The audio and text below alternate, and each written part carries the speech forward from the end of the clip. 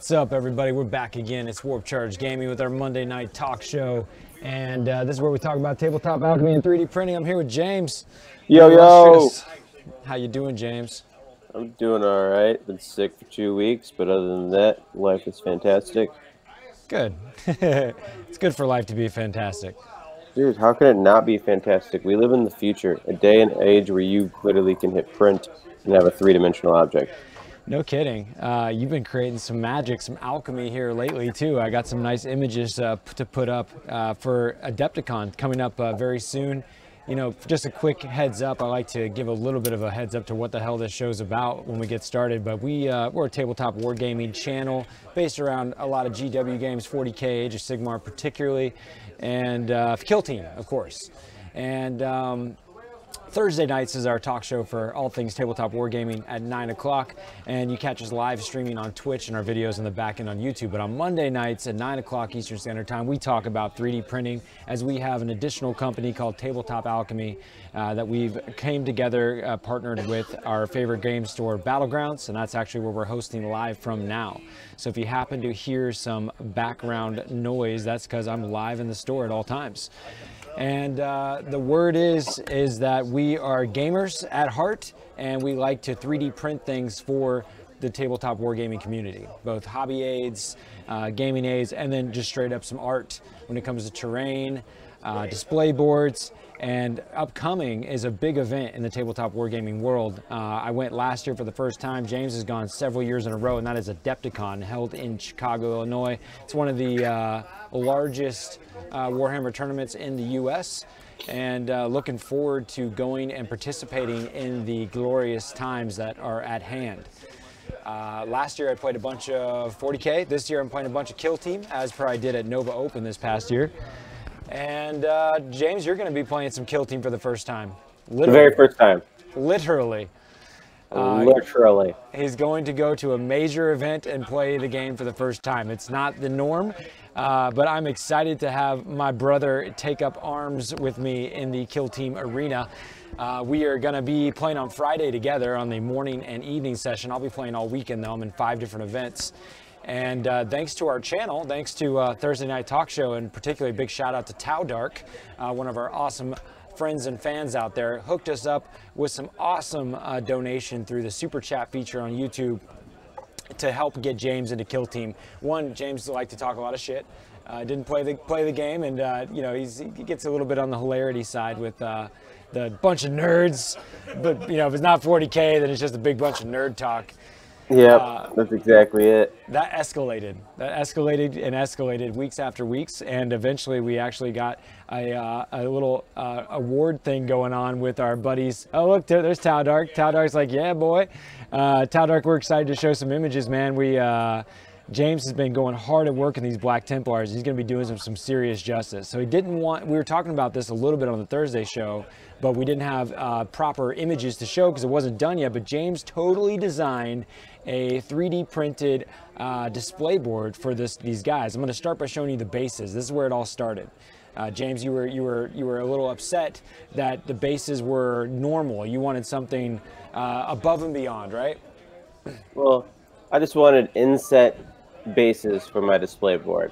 So whatever I built my display board to, I wanted to make sure the bases can be insetted so that like it becomes a diorama when I'm not playing with the models. Sure. And if I need to like move on to the bases after like working on the models, I need to have an idea of what the display board is going to be. Yeah. And that gave me a lot of frustration because I don't know anything about the fluff of Black Templar. So I didn't quite know how to like set the setting of this diorama display. So all I really knew was 40K and like the future and like Gothic buildings. I'm going to throw the bases up on the screen, just kind of build it up a little bit. But okay, here's some bases. Got some rivets, some markings on there. It looks a little you know, steel future-esque. Here's what they fit inside of. This is a totally custom designed display board. And so while that looks cool, you know, that alone would work. What's very interesting about what you have an image of is the one base that was on the left-hand side is the base that I created. The right-hand side is actually Chris's hand, and that is GW base. So it's the comparison to what I created through like CAD to what GW actually produces. Oh, okay. So then, you know, James made this sweet board where they fit inside, and you can see once you put the bases in, it completes the rivets on the board and makes it look as if it was a part of the board the entire time. But then he went even further and made it a full-blown backdrop here of this futuristic ruinscape. It's got the Black Templar iconography on there. You got stairwells. You got a sweet like doorway that's like what you would imagine in a spaceship or something, with the ruinous stained glass like windows. Here it is primed up and with the base next to it. Looking sick. And then let's go a step further and show what it's like with some paint on it. And I know this is work in progress style, but look at that thing. Look at it. I've been working hard on it all week, or it really like a whole week almost, between that and Gordito's project. Yeah, man. But this has been like giving me my inspiration as of recent. So I get lots of time. Like I had no idea. I sat down at 3 p.m. and 8 p.m. rolled around for us to start this, and I was like, oh man, like I just completely lost track of time for 5 hours. Did you see what Dylan Shannon said? One of our locals here in the Battlegrounds arena, but he's talking about how they're on an endless crusade, and it makes sense that they would have like a temple on a ship, because, you know, they're never going to stop their holy war, you know? Yeah, I just thought of 40K, and like everything has these Gothic type windows, and then like it's kill team, so you're either in like small confined space. So I just figured GW makes these bases where it's all just like, as you saw with Chris's hand, the example what GW makes. I had to try to make something very similar that would fit the display. Oh, it looks super sick, man. You definitely got to take the mindset of it's a temple inside of a ship. I like that concept. But why is there windows like that? Like, because, dude, you got to have stained glass windows, whether you're on a spaceship or not. It's a part of being holy. Oh. You can't be in a temple without stained glass Gothic windows. Duh. I guess. This is a 40K universe, man. Get it together. I suppose. Yeah, you're with it. You're with it. I'm totally with it, dude. It's imperial stuff. None of it makes sense. It's all Nazi propaganda. It's super cool though, man, and I'm real proud of your design making there. James, tell us a little bit about the design process. So you're using CAD, just the free web-based software, right? Tinkercad, yes, Tinkercad. Right. Tinkercad. Now I can't take full credit for this because there's plenty of amazing files on Thingiverse that the community at large have created, and what it allows me to do is basically take Lego blocks and put them together. Sure. So I'm not taking like the scale of 28 millimeter into effect. I'm not designing it all like in copy and GW style. All I'm doing is taking free files that people have already generated that are in the 40K universe that's to scale. Right. And then I'm basically making a picture with it. And it's three-dimensional. And then the way I design the inset bases is basically I had the flat plane. I duplicated it.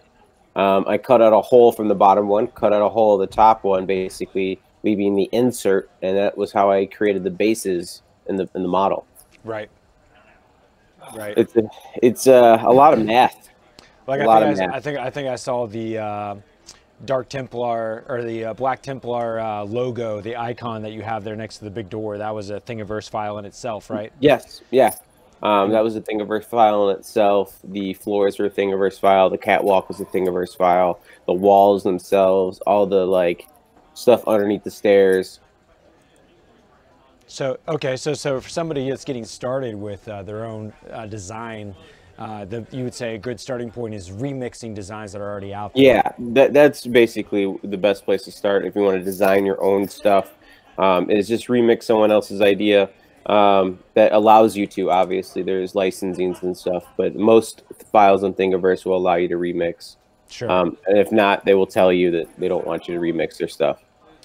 Sure. And you always got to respect the original artist. And if there wasn't so many people to credit for each one of those little things, I would shout them all out, but I can't even remember one of them.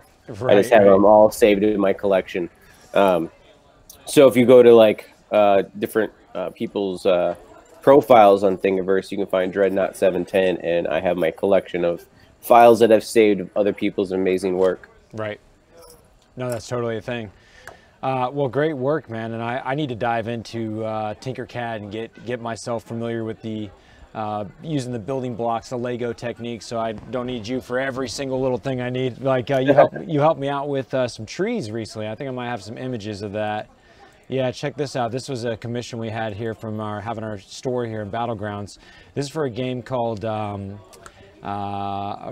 Mythic Battle Pantheon. It's a gladiatorial arena fighting game, and you can see right in the middle of this picture there's a cardboard tree, and that cardboard tree, and that's what it comes with, is cardboard. Are we getting some funny shit?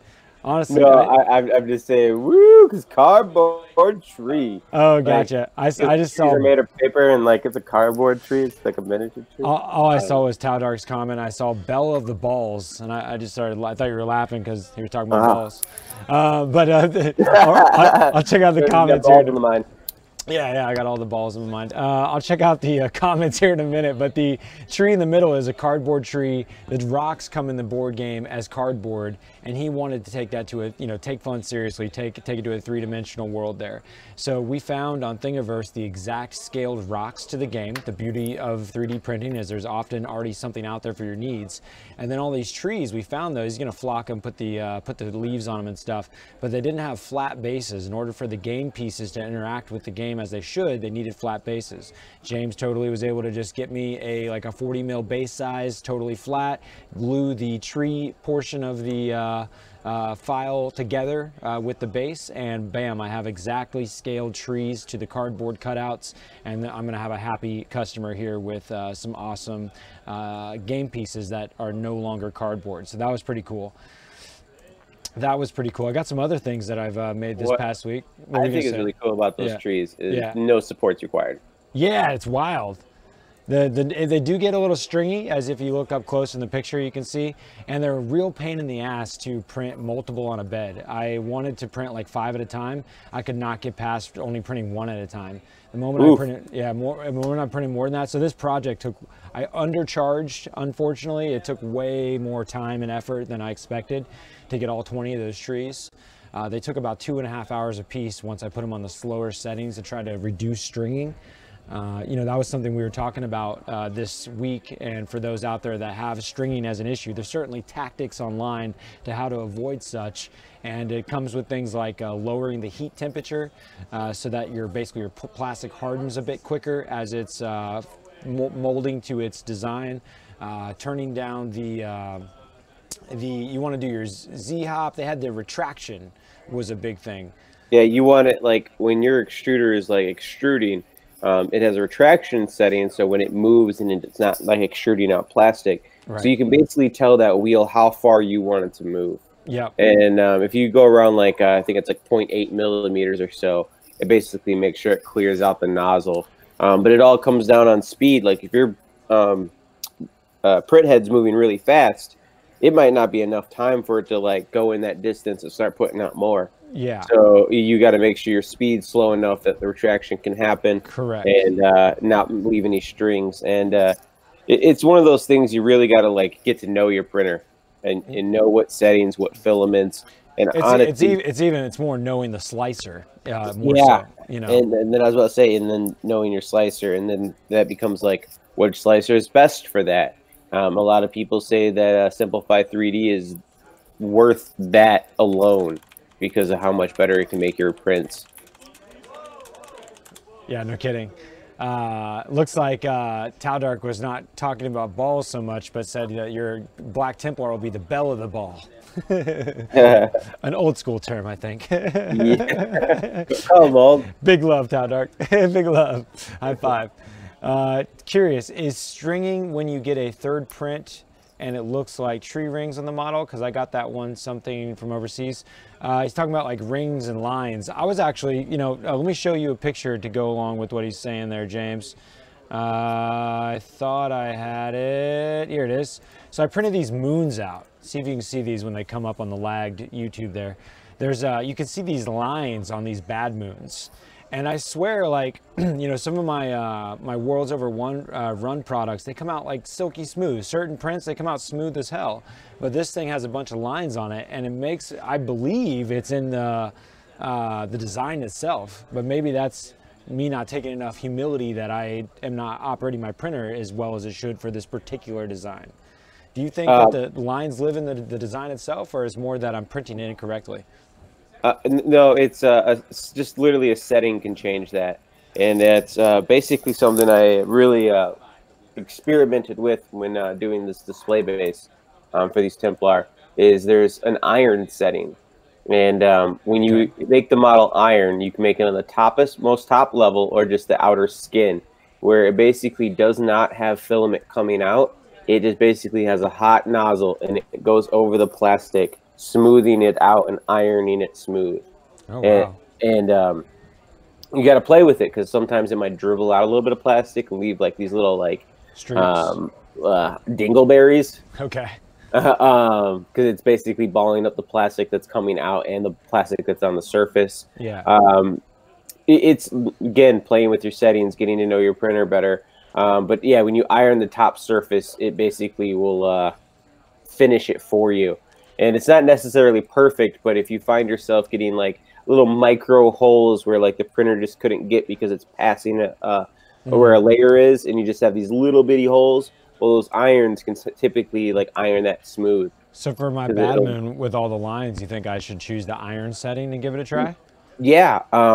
Let's see if I have Cura open right now. I could tell you what I have my ironing settings at. Yeah, I'll just shoot me some screenshots of that. I want to mess with that. While you're looking that up, I'll show some more stuff that I printed for people this week. Well, I'm already right there. All right, what's so it's in the it's just above infill. I forgot what that is. Shell. It's in the shell. You're going to enable ironing, and then it says iron pattern. I have zigzag, but you can do kinetic, where it basically goes in a circle. But if you're doing lines, is like your infill pattern, it's better to do zigzag. And then it says your ironing spacing. I have it 0.1 millimeter, so you can play with that. And then iron flow is basically the amount of filament that can like dribble out to like fill in these gaps while it's ironing. I have it at 5%. Did you discover this information from being like, I need a smoother print, and you started just Googling like how to get the smoothest prints? Honestly, just the amount of research prior to like printing things, where I was finding that people were posting in Facebook groups like, I have this problem, I have this problem, and just reading comments and seeing like, oh, you should just iron it. And then like I tried to do it on some things, and it worked pretty good. And then I was playing with some of the settings, because sometimes it just melts the plastic and it doesn't make it nice. Yeah. It's figuring out how much plastic to let out based off your speed and like your overlap. So I have it set to 13.3 repeating millimeters a second for its ironing speed. Do you have that on as like default now? Like that's your go-to every time? Or no, it's only when I need like a super smooth surface. Okay. Because like a movement tray, you don't necessarily need a super smooth surface. If you're doing something three-dimensional, it doesn't necessarily need that surface at the very top, you know what I mean? But because I was doing bases, like flat stuff, I printed that as one layer, like the bottom part. And because I printed that, I wanted everything to be smooth. So it ironed it up, so when I did the filler primer, it basically didn't leave any print lines. The top part I printed facing up this way. So as it was going to do that, I wanted all this to be as smooth as possible. So it ironed all that. The thing it couldn't iron was the top catwalk. And that's where I have like print lines. But everywhere else, you don't necessarily see those print lines because of the way I printed it. You know, let's talk a little bit about what you were just mentioning about the spray primer. I've actually had quite a few people ask me about how to handle their, kind of like what Taldark's saying about his overseas 3D printed stuff. What's the best methods to approach getting your 3D printed merchandise to look as good as possible? You know, like what's the post-production? A lot of it depends on what you're making. Like it really does, because that filler primer is going to fill small imperfections. It's not going to fill large gaps. So you still have to use like a Bondo or some type of filler compound to fill large gaps from like a failed print that you're just trying to fix. Yeah. But if you got a nice print, let's say like this orc holding a guardsman, right? did not look that good at first. I actually have an image of what that looked like when you first started it out. I'll throw it up on the screen. Yeah, but he looks solid, right? He looks super solid, especially he looks better than the video you sent. He looks great, actually. Is that would you attribute a lot of that? So what you guys are seeing on the picture is all the supports surrounding that model. It looked like a big lump of crap. I thought that was a failed print, dude. Yeah, it looked like a failed print on the bed. Like I was like, oh man, I have no idea what these details are gonna look like. Right. But I pulled these supports off, and they were hard to pull off because they were getting caught in between the little like pieces. So even though I had a roof and a floor to it, it'd still be very difficult to pull it out. So I had to like cut it. I used like toenail clippers to like piece it apart, just to get it all off. But once I got it all off, nothing broke. It all looks great, but it still doesn't have the detail needed for me to use that filler primer on this. Yeah. Because it would then cover the detail and everything else. Yeah. So something like this, I would actually like sand with like files. If I really wanted to put the time into having this as an FDM printed model, I would literally use a file, sand everything down.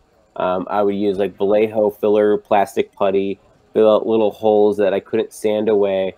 I would use a normal like paint primer like Citadel or Army Painter. I would prime it gray and then spray it with white on top just to see if I left any like imperfections. And I would sand again, repeating the process until I got the desire I wanted. Because it's so small and detailed, it would take a long time. Were you able to capture his middle finger? Whose middle finger? The orc guy. He was given the bird in the model. I think his finger's gone. Yeah, his finger's gone. Yeah, in the actual file, he was given the bird. Yeah, no, his finger didn't make it. Way to go, dude. Ruined. Failed print. Yeah. But if it's something bigger, like I'm going to make a cosplay prop, for instance, you can print it at a 0.2 millimeter layer height, which is kind of like a pretty fast speed. It's not super detailed, but you can take some, I don't know, 400 grit sandpaper and sand it all like as much as you can.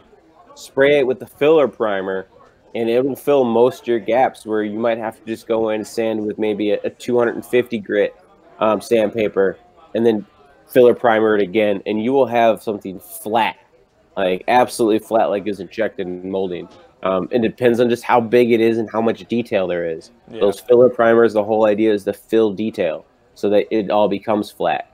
So it was okay for what I did on here because all the details are kind of blocked out, and I want the smaller details to be picked up. So I ironed everything with the settings. I had a couple small little holes, a couple areas that weren't filled nearly all the way. I used the filler primer. I took a little bit of sandpaper because it's like a powdery substance inside the paint. So when you use sandpaper, it almost smears it and mushes it together. And then I primed it one more time, and I was ready for paint. Like I said, the only areas you can see the print lines is when you're talking about the height here on this part. And you're not really going to see much of that because it's overhead. And like two guys are sitting right there, and that wasn't printed that way because their bases I printed flat. Interesting. Yeah. Yeah, it's yet another world that I have yet to dive into myself there. Oh, dude. It's tackling, man. I mean, it's trial and error. I almost felt like reprinting the second part just because of the way that catwalk was. But I was like, no, I mean, that was almost a day and 18 hours for that just one part to print. Sure. So I didn't want to like redo it when everything else looked nice. So I was like, you know what? I'll paint it well enough where no one will really care. Sure. Yeah, it's funny how this stuff correlates to music, man. I was in about an 8-hour music session today with my client, and we've been working on an album for damn near a year now, and we constantly continue to find new tools that enhance the music. And like today we were outside talking about it, like before we go back, like a little break, and I'm like, you know, people ask you, how'd you figure this shit out? And like, for almost a year we've been messing with these songs, and we just today found this new tool that was sitting in front of us this entire time. But it takes the effort of fucking with it and just going for it and trying things and experimenting, and that's how you learn. You know, there's no like magic sauce to it. It's just putting in the effort and getting your hands dirty kind of thing, you know. So it's funny correlation. Let me throw up a shot of what I just produced over the last 48 hours. Had somebody, a War Machine player, Nathan, he wanted to get a graveyard, some wooden barrels, some wooden crates, and these earthen trenches. It's like a medieval landscape that this War Machine game is based out of. So I got him a graveyard, got him some crates. I was pretty stoked on being able to produce so much in so little time. 4 printers is awesome. Here's a close-up of the crates. The barrels, wooden barrels with ropes. The graves, I tried to print damn near 40 graves on one print bed, and the more small little multi pieces I put on a bed, the more risk it has of starting to knock things over as it travels along. So I actually had some screw ups there. There's a closer shot of the earthen trenches. And the wooden crates. Wooden crates came out real good. I actually want to make a bunch more of these for just scatter terrain for kill teams and whatnot. So when you go look at your graves and you see like the tiny like bridge on top doesn't look like it's sealed all the way. Right. If you iron that very top, it says like iron like every level or like iron the very top. Yeah. If you would hit by iron the very top, it would have just sealed that top little part. Oh, that's sick that you can actually iron the very top of the thing. Yeah. Cool. Yeah, I got to mess with that for sure. Yeah, the tops actually I just ended up stopping because it was just stringing everywhere. Some of the graves fell over, so it was causing hell. But I got it done. Got it done to a decent enough level to move the products. Here's something pretty sweet, James. Proud of this one. This is our paint racks out in the wild here. One of our buddies, Rick, one of the owners of Battlegrounds here, he ended up getting, what, I don't know, 3, 6, 9 paint racks for his Vallejo paints. And you can actually see our paintbrush holder there in the back, too. That's so cool. Yeah, it's awesome when you see them out in the wild. I know, man. This is right here in the store, too. This is one of the paint stations at the store. And it's sick to be able to see them have... If you're at a game store with that much paint and it's just like in a shoebox or something, you're constantly digging, you're causing a mess, you're making it... Your workstation looks like a big fucking disaster area of chaos. But here he is just able to pull these out one at a time from his travel bag and have a clean, organized workspace where he can get some work done, you know? Dude, I honestly need to print one of those brush holders more than anything. They rule, dude. The paint racks are great and all, but like I have my nice like pegboard paint rack, right. And I'm pretty chaotic when it comes to like just me painting, and then I put it away. But for my paintbrushes, I have a paintbrush holder on there, but when I'm working, I'm setting paintbrushes down because I'm working with 3 or 4 brushes at a time. Yeah, right. Chris said he needs to get says that his workstation is a disaster of chaos. I was telling him he needs some racks, but I was like, nothing will help you, Chris. Nothing. There's no helping you, Chris. You're a wild animal, dude. Constantly losing specific colors. Yeah, man. You need some paint racks to be able to find what you're looking for. Man, you know what's awesome, James? I was playing some Age of Sigmar, and these dice holders, I just threw them up on screen. Also, you can take a look at these Warp Charge Gaming dice if you want any. They're on warpchargegaming.com in our shop. But man, for Age of Sigmar Tzeentch, playing with them, you get 9 Destiny dice that you have to keep track of the whole time. And then you also have to keep track of your Fate points for summoning, your Horror points for blues, and Horror points for Brim. So I have like all these D6 all these pools of points that are constantly changing. And being able to use D6s to keep track of those totals is excellent. And you don't want to knock these dice over. You're going to kind of ruin the whole game, you know? Yeah. So it is awesome having these little dice holders. Just another wonder of how 3D printing can make your life easier. I'll tell you too, I don't have a good image of it, but I have nearly 300 models on movement trays. And it is awesome to be able to play Hordes in tabletop wargaming and not have the stress of moving so many multiple models. So many times you watch bat reps or see somebody at a tournament event, they literally just bundle their shit up, whether it's to get on the table, off the table, or to move it around. You end up just like kind of balling it up in a fist and just pushing your models around. And it messes up the models, it looks dumb, it takes you away from the immersion of the game. And it's stressful. You end up having a hurt back, you're sweating, you're trying to move super fast, you're stressed that you're going to cause your opponent a bad time because you're taking too long. Movement trays rule. I know that you found them to be difficult to play with, but man, it speeds up so much of the in-betweens because I jump off the trays all the time. If I played Orcs, I would definitely use them because there's no reason to like punch them up because you have so many large units. You want to kind of keep them together. I will say with using 5-man trays is kind of fun too. You can still get your like lines and still get pretty in depth with your arrangements. Another thing that's interesting about Age of Sigmar or 40K is that you only get a 1-inch coherency. So there's a lot less stringing capabilities, a lot less Z patterns, you know? Yeah, that definitely would prohibit a lot of things I do if I only had 1-inch coherency. Yep. So once again, movement trays. I found it fantastic. It's really too, if you're summoning, you know, like even taking, you know, 40 cultists off the board and back on the board again, you could save half the time at least if they were movement tray ready. If I was a guard player, I would definitely use movement trays. Yeah. Because they have those, like, it's easy to make a movement tray that has a 40 mil spot for your mortar team, and then the rest for everything else. Yeah. The 9-man, whatever. So then you have your 10-man with the mortar team, and you don't move it. Yeah. You literally put it in front of your tanks and just leave it there, just shooting. It's another thing that's great about them is keeping track of like morale.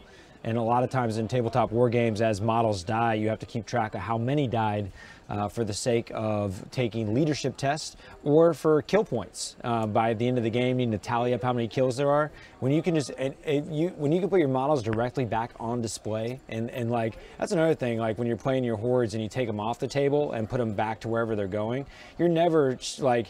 Initially, before the game began, you might have had the energy to set up all the models all pretty and make them look cool in formation style. But by the end of the game, you're just shoving them into the box and taking them where they go. When you have movement trays, they're constantly going back into standing position, being in profile, and ready to display or show or play again. So I've just been a huge fan, man. It's made gaming so much more fun. Dylan says, I bought all the ones George had printed. I need 20 more. I got you, Dylan. I've been printing like crazy, brother. We got 25 mil 10-mans, 25 mil 5-mans, 32 mil 5-mans, 32 mil 10-mans, and a couple varieties. We actually have 40 mil 5-mans, which I love the 40 mils. If you happen to play Age of Sigmar Stormcast, I put my Fenrisian Wolves on them. There's a ton of 40 mil in these tabletop games, but I think those trays are really just sexy looking. They're really fun to play with. Yeah, movement tray freak right here. Big advocate. Yeah, man, this was a healthy little stream though, James. We've been talking consistently. We had 8 people watching at one point. We didn't get called boring. That's pretty good. It's pretty good. Dude, it's a step up from last week. Yeah, step up from last week. Last week we got dogged. You know what's funny? We printed more stuff. That's true. That's true. Quick story before we leave, James. Just I'll tell the world at large. There was a phone call here at the old Battlegrounds, right? And this is honestly just for the chance in hell that maybe I'll this person will actually see this episode to this very moment. But they called the old Battlegrounds, and somebody's like, "Yo, George, 40K questions. You want to grab this?" I'm like, "Sure." "Hey, this is George. How can I help you?" And they're like, "Oh, George. Oh, cool. I got some questions for you, man. I was actually want to talk to you anyways. So you know how you like stream online and stuff?" And I was like, "Yeah." He's like, "You know, I noticed he's like, question 1. It wasn't even a question, James. It was a statement. He says, I noticed you're the only channel, and I watched all these other channels, but yeah, you're the only channel that does unpainted models." And he just kind of stops for a weird, awkward second. I was like, "Yeah, sometimes we do that." And he's like, "Well, if you ever need some painted stuff, let me know." And I was like, "Okay, what's your actual question? Why am I talking to you?" People are rude sometimes, James. Dude, we're boring and we film unpainted models. What the hell are we doing? Dude, I totally like understand. He called because he was soliciting his painting service. Pretty much. Yeah, he just doesn't have very much sales skills. You aren't boring, you are printing. Hell yeah, Dylan. That's right. But son of a bitch, you know, I just posted just now an Age of Sigmar battle report. Cause dude, I'm on my 8th game of Sigmar, and I've only put up like 2 bat reps because a lot of my awesome homies that are super cool people don't have painted models, unfortunately. But damn it if we're not having some great games. So you know what, James? I'm posting them. I'm gonna make some content. I'm gonna make some content, and hey, I just give the disclaimer, like, you know, hey guys. Yeah, so, you have to be a disclaimer out there, like, my shit's not painted. I'm a broke ass. Like, I need a sweatshop child to paint my models for nearly nothing. Some people have an addiction that can't be fed as fast as they can paint, you know? Like, they need that plastic crap. Come on. Dude, I lost 5 hours today. 5 hours. Where did it go? Well, I don't know. It's not done. That's a piece of art. That's a piece of art. If only where did 5 hours go? I don't know what 5 hours was. I need more people to lose 5 hours. No more disgracing the stream. Chris, Dude, you're fine. That doesn't even go on stream. That is literally off the table, not even part of the game. Chris, you're fine. Just know that if you're playing with me, that you don't have to have unpainted shit. We're going to play anyways, but the internet and people all around me are going to give me shit because you didn't waste any time painting, and I just wish you would. Or get James or someone else to paint them, just so I want to stream games, damn it. Pay me money, I'll paint things. I want to play Age of Sigmar endlessly, and I want to stream all the games. And I just want them to be beautiful. Dark. What does he say? You run a YouTube channel and a printing service. Don't lie to us. You're rolling in the dollar bills, y'all. Oh yeah, we are so rolling in the bills, dog. So like YouTube, I'll keep it real quick. You don't get your monthly payout on advertising dollars until it's $100. We have not been paid that money for 3 months. So yeah, we're not. It sucks money from you. What do you say? We're rolling in the dollar bills, more like just rolling in bills. Yeah. Electric bills, plastic bills. Hell, just the bills to use the damn editing software. Someone else killed me the other day too. We were doing, I don't know, I'm totally going on a tangent on the 3D printing show. They were dogging me because we keep like, I probably do it right now, blah, blah, blah. I was eating the mic, you know, it wasn't me actually, it was Chris. Chris, you're watching out there. Sometimes you eat the mic, or we eat the mic when we lean down and are trying to move models around. It makes this loud, obtrusive noise. And you know, somebody's like, I love your channel, but man, I can't even watch this shit. And I scrolled through, I watched nearly the whole 2-hour bat rep, and there was like a few moments of audio interruptions, you know. But people are hardcore, man. They will dog you out. Sometimes I hear people talk shit about my 3D printed stuff behind me, dude. Yeah? Yeah, like I'll be like sitting here like working on something on the computer, maybe got my headphones on, and somebody's like, oh, movement trays. And his friend will be like, yeah, shitty movement trays. And I'll be like, oh, I want to turn around and call you a loser so bad, but... Life's hard. You know what? Everyone's a critic, man. Say it, James. You know what? What? Are they doing, man? You know what, James? What? Good. Good. Good. Yeah, dude. Good. Good. Good. Good. Hey, if you guys don't know the good reference, look up Jocko Wilkins, and he'll blow your mind. We're gonna end this episode with it right now. Jocko Wilkins. Well, you can't play like other YouTube videos on YouTube. Why not? They'll pull your video. So it's one video. They'll pull our video for their video. Jocko Wilkins. What's it called? Ooh. Good. Dude, we'll get a strike for this. A strike? Okay, well at least I'm showing them. At least I'm just showing. You see this video, guys? Go watch it so you can hear good. Because that's we got to live by that sometimes. James just shut me down from the copyright material, but next time. Yeah, like we could play music that's George made because George made it, but we can't play other people's shit. Oh, you guys are cracking me up. Love the chat. I don't want to hear it. Back when I did a channel, I got a free soda 1 year off all the profits. Damn. At least we got a Black Templar army. Thank you, Taudark. Appreciate you, bro. Hey, you know what? Ah, damn it. This isn't Thursday. Dude, Kill Team Elites, man. Coming soon. Oh, my gosh. But we gotta really jump off here. I'm starting to go on a mad tangent.